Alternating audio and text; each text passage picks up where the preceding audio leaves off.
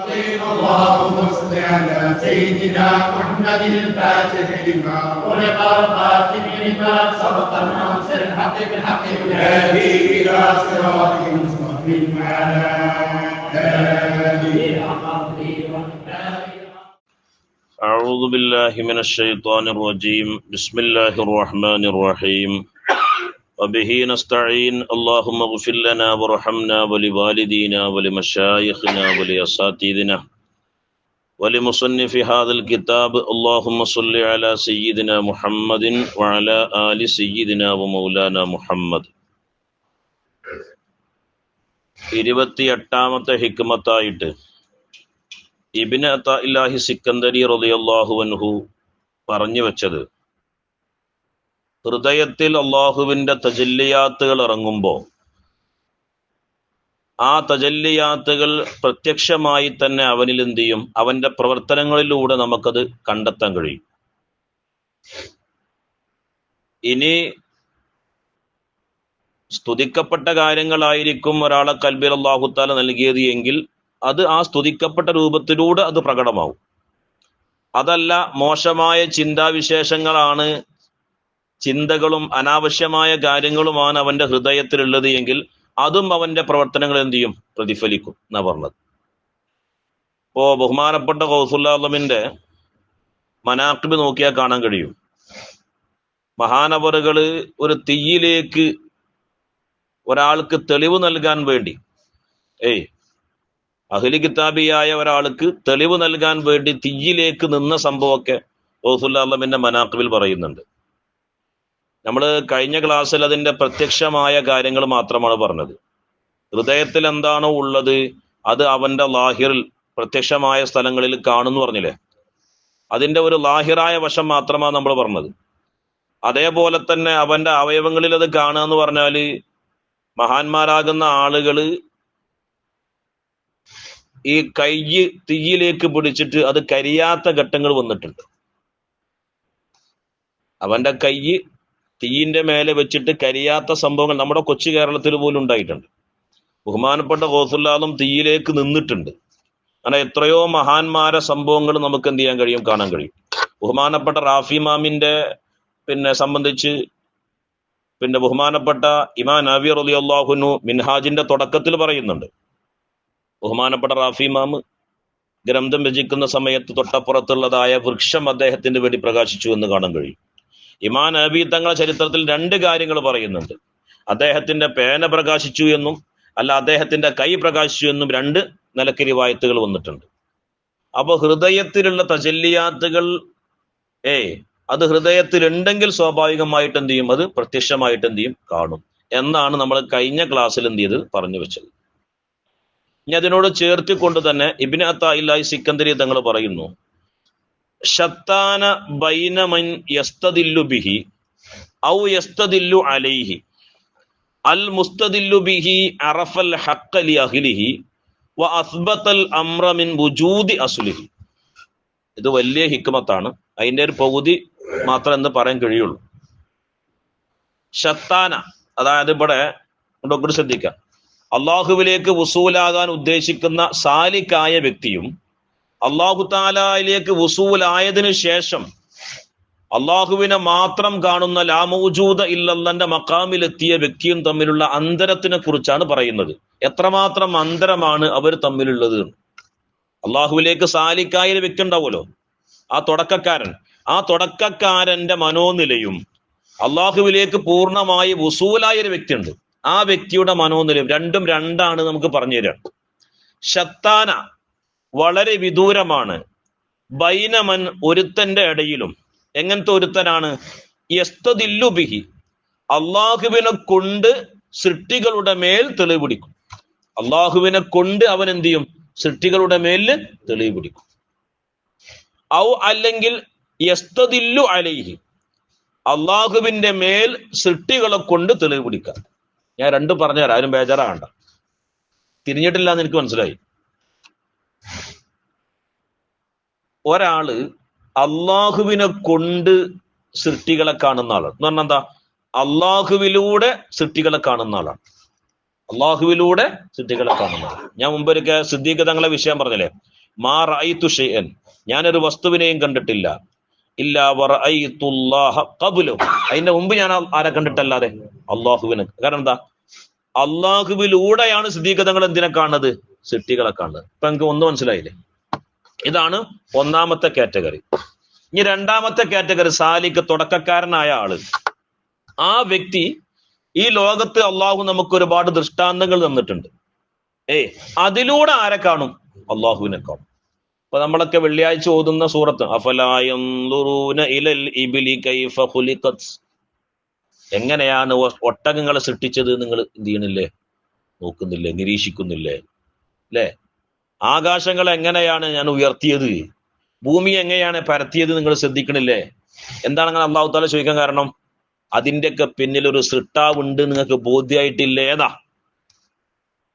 ഒരു ജീവികൾക്കും എന്ത് ചെയ്യാൻ കഴിയില്ല, മരുഭൂമിയിലൂടെ സഞ്ചരിക്കാൻ പ്രയാസാണ്. അങ്ങനെ ഇരിക്കുന്ന സന്ദർഭത്തിലാണ് ഒട്ടകം വളരെ വിശാലമായിട്ട് എന്ത് ചെയ്യുന്നത്? മരുഭൂമിയിലൂടെ സഞ്ചരിക്കുന്നത്. അതിന് കഴിവ് കൊടുത്തവൻ ആരാണ്? അതിന്റെ ഒരു ഫായിലുണ്ട്, ആ ഫായിലേക്ക് നിങ്ങൾ ചിന്തിക്കുന്നില്ലേ? തൂണില്ലാതെ ആകാശത്തിന്റെ പടച്ച അള്ളാഹു താല, ആ ആകാശത്തിലേക്ക് നോക്കുമ്പോൾ നിങ്ങൾക്ക് അള്ളാഹു താലാന് ഓർമ്മ വരുന്നില്ലേ? എന്നൊക്കെ പല സന്ദർഭങ്ങളിലായിട്ട് അള്ളാഹു താല പരിശുദ്ധ ഖുർആനിൽ പറയുന്നുണ്ട്. അപ്പൊ രണ്ട് ദർജക്കാരാണ്. ഒന്ന് അള്ളാഹുവിലൂടെ സൃഷ്ടികളെ കാണുന്ന ആൾക്കാരും, രണ്ട് സൃഷ്ടികളിലൂടെ അള്ളാഹുവിനെ കാണുന്ന ആൾക്കാരും. അപ്പൊ ഇബ്നു അത്താഇല്ലാഹി സിക്കന്ദരി തങ്ങൾ പറയാണ്, ഇവര് രണ്ടാളും തമ്മിലുള്ള വ്യത്യാസം തന്നെ എത്രമാത്രമാണ്. ഇനി നമ്മളെ കുറിച്ചത് മനസ്സിലാക്കുക. ഈ രണ്ട് ദർജയിൽ ഇപ്പൊ നമ്മൾ എത്തിയിട്ടില്ല. നമുക്കിപ്പോ എന്തെങ്കിലും കാണുമ്പോ അള്ളാഹിനെ ഓർമ്മ വരുന്നുണ്ടോ? നിങ്ങളെന്ന് പറയും. ഇപ്പൊ മൂപ്പര് പറഞ്ഞ ഏറ്റവും താഴെ ദർജ പറഞ്ഞതാണ്. ഏതൊരു വസ്തു കാണുമ്പോഴും എന്ത് ചെയ്യണം? അള്ളാഹിനെ ഓർമ്മ വരണം. മനസ്സിലാവണം. നമ്മൾ ആ ദർജയ്ക്ക് തന്നെ എത്തിയിട്ടില്ല. അപ്പൊ നമ്മളെ പോരായ്മയും കൂടി എന്ത് ചെയ്യണം? ഇതിന്റെ കൂടെ മനസ്സിലാക്കണം. അപ്പോ ബഹുമാനപ്പെട്ടവർ പറയുന്നു, ശത്താന, വളരെ വിദൂരമാണ്, ബൈനമൻ യസ്തദില്ലു ബിഹി, അള്ളാഹുവിനെ കൊണ്ട് സൃഷ്ടികളുടെ മേൽ തെളിവ് പിടിക്കുന്നവൻ വളരെ എന്താണ്? വിദൂരത്താണ്. ഔ യസ്തദില്ലു അലൈഹി, അള്ളാഹുവിന്റെ മേൽ സൃഷ്ടികളെ കൊണ്ട് തെളിവ് പിടിക്കുന്ന ആളേക്കാൾ. മനസ്സിലാവുന്നുണ്ടോ? അർത്ഥം അങ്ങനെയല്ല, അതിന്റെ ആശയം ഞാൻ പറഞ്ഞതാണ്. അപ്പൊ ഈ രണ്ടാൾക്കും ഇടയിൽ എന്തുണ്ട്? ഒരുപാട് വ്യത്യാസങ്ങളുണ്ട്. ഈ രണ്ടാൾക്കും ഇടയിൽ ഒരുപാട് വ്യത്യാസങ്ങളുണ്ട്. ബഹുമാനപ്പെട്ട സയ്യിദുന ദാവൂദ് നബി അലൈഹി സ്വലാത്തു വസ്സലാമിലേക്ക് ഒരു വഹീ വന്നത് ബഹുമാനപ്പെട്ട ഇമാം ഗസ്സാലി റളിയല്ലാഹു അൻഹു അവിടുത്തെ മിൻഹാജുൽ ആബിദീൻ എന്ന് പറയുന്ന കിതാബിൽ പറയുന്നുണ്ട്. മിൻഹാജുൽ ആബിദീൻ എന്ന് പറയുന്ന ഒരു കിതാബുണ്ട്. അതിൽ പറയുന്നുണ്ട്, അള്ളാഹു തആല ദാവൂദ് നബിയോട് പറഞ്ഞു, ദാവൂദ് നബിയെ, തഅല്ലമിൽ ഇൽമ, നിങ്ങൾ എന്ത് ചെയ്യണം? ഇൽമിനെ പഠിക്കണം. എങ്ങനത്തെ ഇൽമ്? അന്നാഫിഅ, നാഫിയായ ഇൽമിനെ നിങ്ങൾ എന്ത് ചെയ്യണം? പഠിക്കണം. ഫഖാല, ആ സമയത്ത് ബഹുമാനപ്പെട്ട ദാവൂദ് നബി അലൈഹിസ്സലാം ചോദിച്ചു, ഇലാഹി, പടച്ച റബ്ബേ, വമൽ ഇൽമുൻ നാഫി, എന്താണ് ഇൽമുൻ നാഫി എന്ന് പറഞ്ഞാൽ എന്താണ്? ഫഖാല അല്ലാഹു തആല അസ്സ വജൽ, അല്ലാഹു സുബ്ഹാനഹു വ തആല പറയുന്നു, അൻ തഅരിഫ ജലാലി വഅളമതി വകിബ്രിയായി വകമാല ഖുദ്റതി, നീ എൻ്റെ മഹത്വത്തിനെ മനസ്സിലാക്കലാണ്. നീ എൻ്റെ മഹത്വം മനസ്സിലാക്കണം. വകമാല ഖുദ്റതി, എൻ്റെ കഴിവിന്റെ പൂർണ്ണതയെ നീ എന്ത് ചെയ്യലാണ്? മനസ്സിലാക്കലാണ്. അലാ കുല്ലി ഷൈഇൻ, എല്ലാ വസ്തുക്കളുടെ മേലിലുമുള്ള എൻ്റെ കഴിവുണ്ടല്ലോ, അത് നീ മനസ്സിലാക്കലാണ്. ഫഇന്ന ഹാദല്ലദീ യുഖർരിബുക ഇലയ്യ, ആ ഇൽമ എന്ത് ചെയ്യും? എന്നിലേക്ക് നിന്നെ അടുപ്പിക്കും. അപ്പൊ ദാവൂദ് നബി അലൈഹി സ്വലാമിനോട് പറഞ്ഞ ഈ ഒരു ലാസ്റ്റ് പറഞ്ഞൊരു വാക്കുണ്ട്. എന്താണ്? നീ എന്ത് ചെയ്യാണ്? എന്നെ അറിയലാണ്. എന്തിന്റെ മേലില്? അലാ കുല്ലി ഷൈഇൻ, എല്ലാ വസ്തുക്കളുടെ മേലിലും എൻ്റെ ഒരു ആധിപത്യം ഉണ്ട്, അത് നീ മനസ്സിലാക്കലാണ്. ഇതാണ് ആദ്യം പറഞ്ഞ ആളുകളുടെ ദറജ. അവര് അള്ളാഹുവിനെ കണ്ടിട്ടേ മറ്റുള്ളതിനെ കാണുന്നുള്ളൂ. രണ്ടാമത്തെ ആൾക്കാര് മറ്റുള്ള സൃഷ്ടികളെ കണ്ടിട്ട് അതിലൂടെയാണ് അവരെന്ത് ചെയ്യണുള്ളൂ? അള്ളാഹുവിനെ കാണുന്നുള്ളൂ. അപ്പോ ഇബ്നു അത്താഇല്ലാഹി സിക്കന്ദരി തങ്ങൾ പറഞ്ഞു, ഈ രണ്ട് ദറജക്കാരും ഒരുപാട് വ്യത്യാസം ഉണ്ട് കേട്ടോ. നമുക്കൊക്കെ എന്താ പ്രശ്നം എന്ന് പറയാൻ, ഞങ്ങൾക്ക് നമ്മളെ ഹൃദയത്തിക്ക് ഇത് തട്ടിയിട്ടില്ല. ഒരു ഹൃദയബോധ്യം എന്ന് പറഞ്ഞ സംഭവം ഉണ്ടല്ലോ. ഇതിലിപ്പോ ആരാ അള്ളാഹിനെ വിശ്വസിക്കാത്ത? ആരെങ്കിലും ഉണ്ടോ? ഇല്ല. നമ്മളൊക്കെ എത്ര ദിക്ർ എല്ലാവരും ഉണ്ട്, എല്ലാവരും അള്ളാഹിനെ വിശ്വസിക്കുന്നുണ്ട്. പക്ഷെ അള്ളാഹുവിലൂടെ നമ്മൾ മറ്റുള്ളവരെ കാണുമ്പോൾ അതാണ് ഒരു യഥാർത്ഥ ഒരു കമാലിയത്തിന്റെ പദവി. ഞാൻ ഫോർ എക്സാമ്പിൾ ഒരു ഉദാഹരണം പറഞ്ഞുതരാം. ബഹുമാനപ്പെട്ട ഇമാം ഗസ്സാലി റളിയല്ലാഹു അൻഹു അവിടുത്തെ മുകാശഫത്തുൽ ഖുലൂബ് എന്ന് പറയുന്ന ഒരു കിതാബുണ്ട്. ആ കിതാബിൽ യൂസുഫ് നബി അലൈഹിസ്സലാമിന്റെയും സുലൈഖ ബീവിന്റെയും ഒരു കഥ പറയുന്നുണ്ട്. സുലൈഖ ബീവി റളിയല്ലാഹു അൻഹ യൂസുഫ് നബിയോടുള്ള പ്രേമം കാരണം, അനുരാഗം കാരണം എന്ത് നോക്കുമ്പോഴും അത് എന്തായി മാറി? യൂസുഫ് നബി ആയിട്ട് മാറി. ആകാശത്തിലേക്ക് നോക്കുമ്പോൾ ആകാശങ്ങളിലൊക്കെ യൂസുഫ് നബിന്റെ പേര് എഴുതി വെച്ച മാതിരി മുപ്പത്തിരിക്ക് തോന്നുന്നത്. ഓരോ നക്ഷത്രങ്ങളിലും യൂസുഫ് നബിന്റെ പേര് എഴുതി വെച്ച മാതിരിയാണ് മുപ്പത്തിരിക്ക് തോന്നുന്നത്. മൂപ്പത്തിരെ വീട്ടിലെ ഓരോ പാത്രങ്ങളിലും ഓരോ വസ്തുക്കളിലും യൂസുഫ് നബിന്റെ പേര് എഴുതി വെച്ചിരുന്നു. എന്താണ്? ആ പ്രേമുണ്ടല്ലോ, അനുരാഗം, അത് ഹൃദയത്തിലേക്ക് അങ്ങോട്ട് ആഴ്ന്നിറങ്ങിയപ്പോ എന്തും തന്റെ പ്രണയഭാജനമായി തോന്നുന്നൊരവസ്ഥയാണ്. ഞാൻ വിഷയം പറഞ്ഞ് മനസ്സിലാവുന്നുണ്ട്.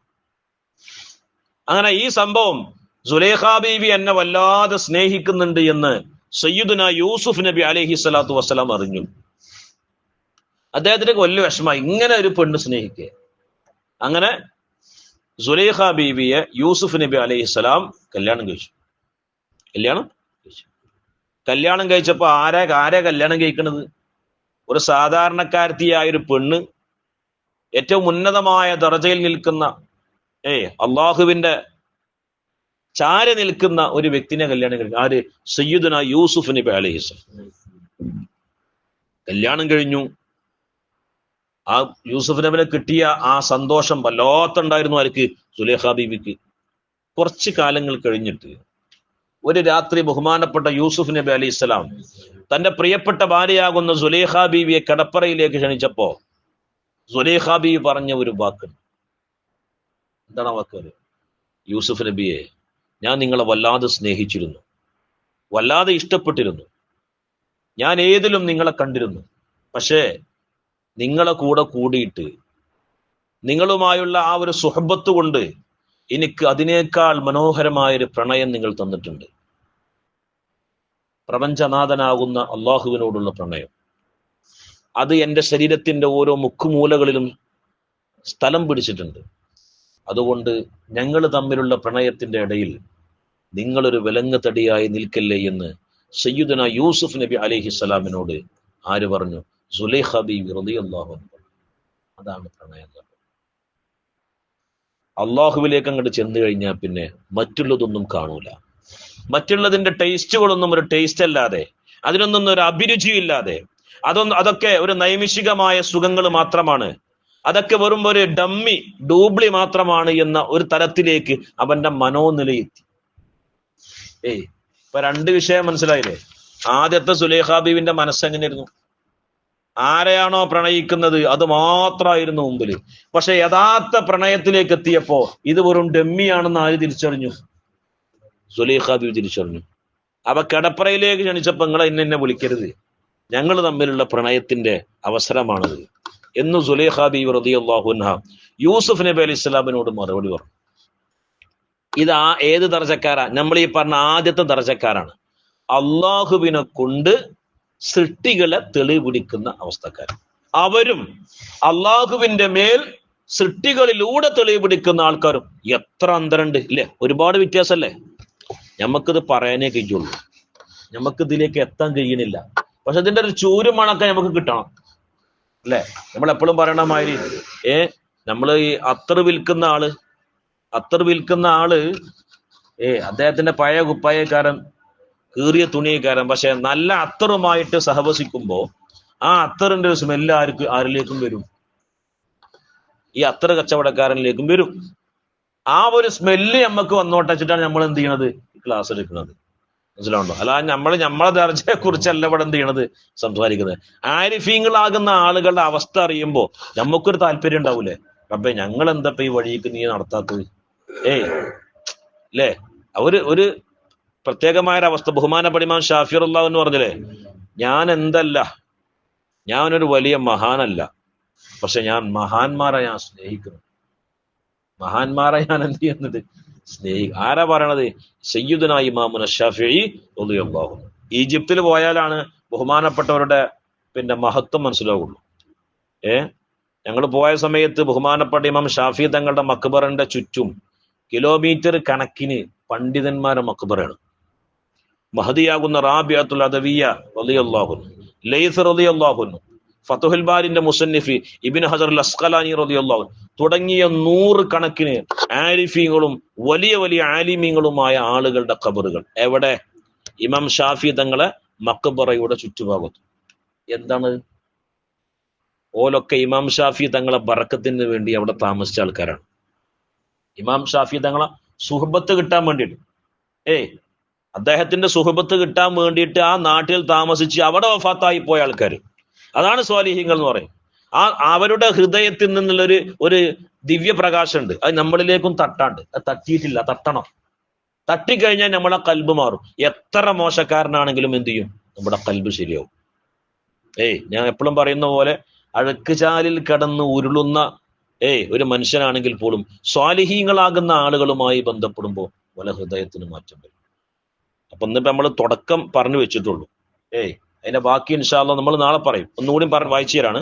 ഷത്താന വളരെ വിദൂരത്താണ്, ബൈനമൻ യസ്തദില്ലു ബിഹി അള്ളാഹുവിനെ കൊണ്ട് സൃഷ്ടികളുടെ മേൽ തെളിവ് പിടിക്കുന്ന ആളെ ഇടയിലും, ഔ യസ്തദില്ലു അലൈഹി അള്ളാഹുവിന്റെ മേൽ സൃഷ്ടികളെ കൊണ്ട് തെളിവ് പിടിക്കുന്ന ആള്. അപ്പൊ ആദ്യത്തെ ആള് അള്ളാഹിനെ കൊണ്ട് തെളിവ് പിടിക്കുന്ന ആള്, രണ്ടാമത്തെ ആള് സൃഷ്ടികളെ കൊണ്ട് അള്ളാഹുവിന്റെ മേൽ തെളിവ് പിടിക്കുന്നത്. ഇവര് രണ്ടും ഒരുപാട് വ്യത്യാസമുണ്ട്. അതിന്റെ ബഹുമാനപ്പെട്ട ഷുർനൂബി തങ്ങൾ പറയുന്നുണ്ട്, ഒന്നാമത്തെ ആൾക്കാര് അവഹുമുൽ മുറാദൂന, അവര് മുറാദീങ്ങൾ എന്നാ അവർക്ക് പറയാം. അവരെന്താ പറയാ? ഒന്നാമത്തെ ആൾക്കാര് മുറാദീങ്ങളാണ്. ഓല എന്ത് നോക്കിയാലും ആരെ കാണുന്നുള്ളൂ? അള്ളാനെ മാത്രമേ കാണുള്ളൂ. വേറെ ഒന്നും ഓൾക്ക് കാണാൻ കഴിയുന്നില്ല. എന്തെങ്കിലും ഒന്ന് കാണാൻ കഴിയണ്ടേ? വെറും ആരെ മാത്രമേ കാണുന്നുള്ളൂ? അള്ളാനെ മാത്രമേ കാണുന്നുള്ളൂ. ആ അള്ളാഹുവിലൂടെ അവര് മറ്റുള്ളതിനെ കാണുന്നുണ്ട്. അവരാണ് ഷുഹൂദിന്റെ മുഷാഹദന്റെ അഖിലുകാർ എന്നാണ് എന്ത് ചെയ്യുക അവർക്ക് പറയാം. ഇനി രണ്ടാമത്തെ ആൾക്കാരുണ്ട്, അതായത് സൃഷ്ടികളെ കൊണ്ട് അള്ളാഹുവിനെ കാണുന്ന ആൾക്കാർ. അവർക്ക് പറയാം വഹുമുൽ മുരീദൂന, അവർക്ക് മുരീദീങ്ങൾ എന്നാ പറയാം. ഒരു സുലൂക്കിന്റെ അഖിലുകാരാണ്. അവർ സുലൂക്കിന്റെ അഖിലുകാരാണ്. മനസ്സിലാവുണ്ടോ? ഇത് രണ്ടും ഒരുപാട് എന്തുണ്ട്? വ്യത്യാസമുണ്ട്. അള്ളാഹു സുബ്ഹാനഹു വ തആല ഈ ഒന്നാമത്തെ വഴിയുണ്ട് സുലൂക്കിന്റെ ആൾക്കാർ, അവരിലൂടെ രണ്ടാമത്തെ ആളുകളുടെ വഴിയിലേക്ക് എത്താൻ അള്ളാഹു സുബ്ഹാനഹു വ തആല നമുക്ക് തൗഫീക്ക് ചെയ്യട്ടെ. ആ ഉന്നതമായ ആ ഒരു ആസ്വാദനം, അത് ഹൃദയം കൊണ്ട് ആസ്വദിക്കാനുള്ള സൗഭാഗ്യം അല്ലാഹു സുബ്ഹാനഹു വ തആല നമുക്ക് നൽകട്ടെ. റബ്ബനാ തഖബ്ബൽ മിന്നാ ഇന്നക അൻതസ് സമീഉൽ അലീം വതുബ് അലൈനാ ഇന്നക അൻതത് തവ്വാബുർ റഹീം. അസ്സലാമു അലൈക്കും വറഹ്മത്തുള്ളാഹി വബറകാതുഹു.